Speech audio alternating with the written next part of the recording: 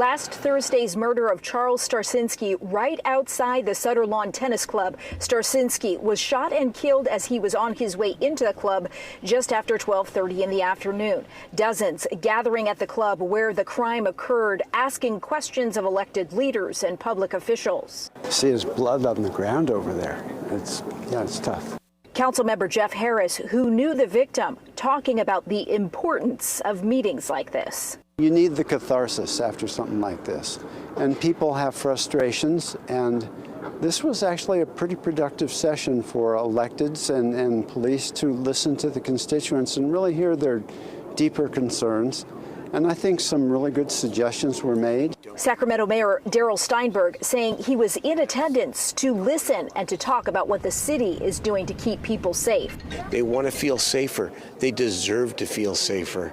And we're the ones who are elected to lead to try to make this better. I know that I will continue to do everything in my power to try to assure people that their city is safe and will be safe. Police Chief Kathy Lester discussing the speedy arrest of a man now charged in connection to the murder, acknowledging the community's grief and fear are not misplaced. Now it's about figuring out how to come together and what to do next. This community is very strong. They came together tonight. They wanted answers, and they wanted to talk to not just their police chief and their police department, but the electeds as well, to try and better understand what they can do as a community and come together.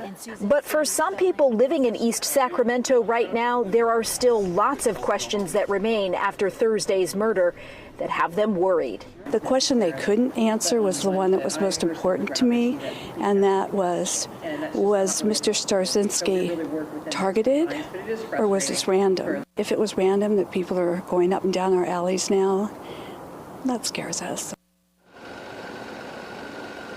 So still some community concern out there. We did hear from Chief Lester, also a representative from the district attorney's office, that they can't comment on the ongoing investigation into this murder and that may compromise the integrity of the investigation.